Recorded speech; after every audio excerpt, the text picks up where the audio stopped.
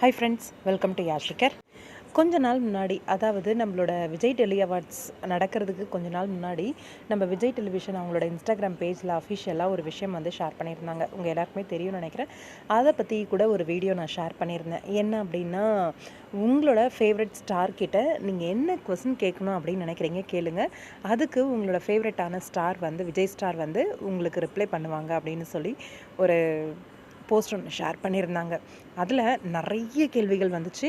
அதிகப்படியாக வீக்காக்கு வந்தது அப்படின்னு சொல்லியும் கூட நான் அந்த வீடியோவை ஷேர் பண்ணியிருந்தேன். ஏன்னா ஒரு 50 கேள்வி அப்படின்னா அதில் 40 கேள்வி வந்து வீக்காக்கு தான் வந்திருந்தது. அது பார்த்துட்டு வந்து ஷேர் பண்ணியிருந்தேன். ஞாபகம் இருக்கும்னு நினைக்கிற ரசிகர்களுக்கு.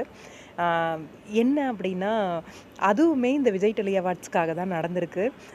அதில் யாருமே ரிப்ளை பண்ணலையே அப்படின்னு சொல்லி நானுமே ஃபீல் பண்ணேன்.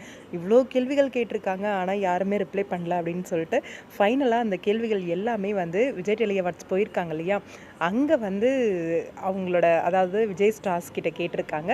அவங்க நம்மளோட கேள்விகளுக்கு எல்லாமே பதில் சொல்லியிருக்காங்க. ரொம்பவே சந்தோஷமாக இருந்துச்சு.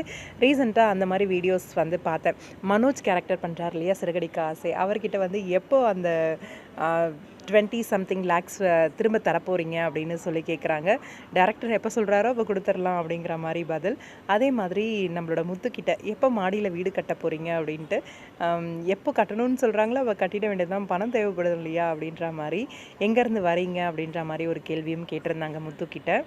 பிக் பாஸ்க்கு போவீங்களா அப்படின்னு சொல்லி கேட்டிருந்தாங்க. இப்போதைக்கு சீரியல் தான் கான்சென்ட்ரேட் பண்ணுறேன், இந்த மாதிரி கேள்வியெல்லாம் வேண்டாம் அப்படின்ற மாதிரி சொல்லியிருந்தார்.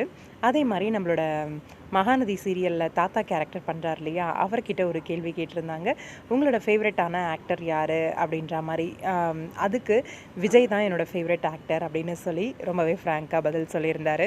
இன்னும் நிறைய பிரபலங்கள்லாம் பதில் சொல்லியிருந்தாங்க. இர்ஃபான், அதே மாதிரி நம்மளோட பிரியங்கா கூட சொல்லியிருந்தாங்கன்னு நினைக்கிறேன். இப்போ எதிர்பார்த்துட்ருக்க இன்னும் நிறைய நம்மளோட விஜய் ஸ்டார்ஸ் இன்னும் ரிப்ளை பண்ணலை. மேபி இதுக்கு மேலே வந்து போஸ்ட் பண்ணுவாங்க அப்படின்னு நினைக்கிறேன். நம்மளோட விஜய் டெலிவிஷனோட இன்ஸ்டாகிராம் பேஜில் ரசிகர்கள் வெயிட் பண்ணிட்டே இருக்கோம், யாரெல்லாம் ரிப்ளை பண்ணுறாங்க அப்படின்னு பார்ப்போம். உங்களோட ஃபேவரட் ஆர்டிஸ்ட் உங்களோட கேள்விக்கு பதில் சொல்லிட்டாரா? பார்த்தீங்களா? கமெண்ட் பாக்ஸில் சொல்லுங்கள்.